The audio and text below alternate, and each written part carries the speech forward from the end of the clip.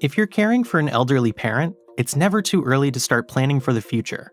One of the best ways to do this is to sit down together and create a continuing power of attorney for property, or a CPOA. A CPOA is a legal document that will give you the power to manage and make decisions about your parents' finances on their behalf.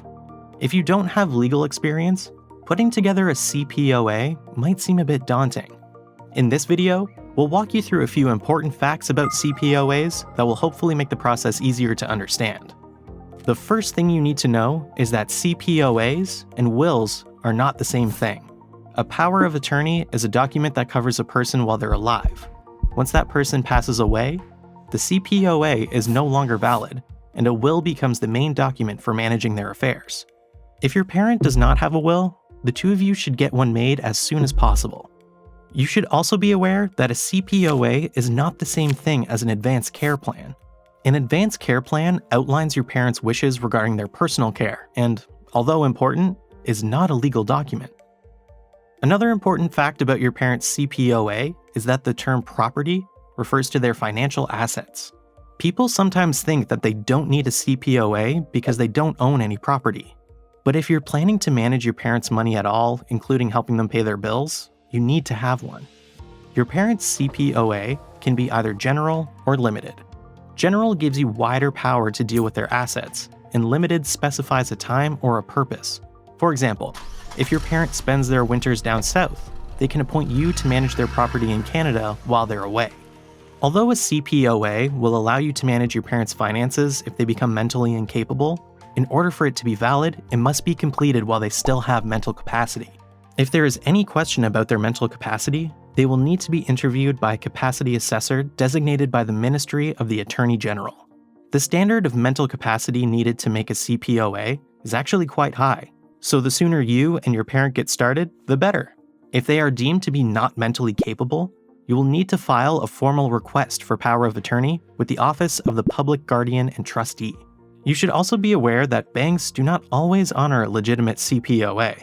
So it's important that you and your parent meet with their bank manager to discuss it while your parent still has their mental capacity. The person who takes over under your parent's CPOA, most likely you, will be known as their attorney. Don't worry, you don't need to be a lawyer to fill this role.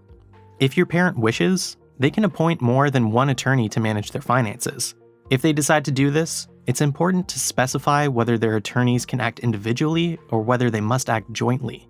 Depending on the situation, having to act jointly may help prevent any abuse of your parents' finances, but it can also make it challenging to come to effective financial decisions on their behalf. Powers of attorney are governed provincially, so you may have trouble if you try to use your parents' CPOA in a province other than the one where it was made.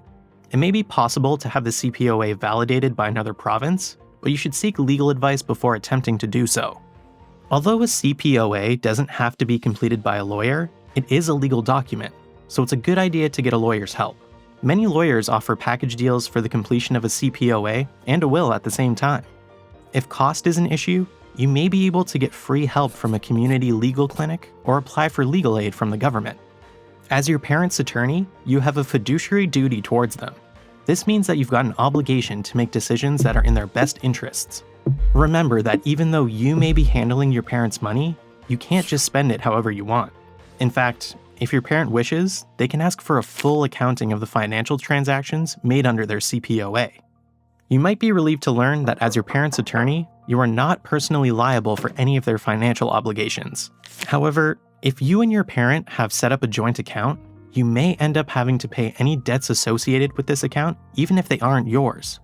Still feeling confused about CPOAs? We don't blame you. There's a lot of information to learn. As we mentioned, your best bet is for you and your parent to work together on their CPOA with an experienced lawyer. We've also included a care guide below for you to refer to for more information. By creating a CPOA, you're helping your parent prepare for their future and ensuring that whatever happens, their finances will be in good hands. Be sure to subscribe and watch our other videos for additional caregiver support and resources.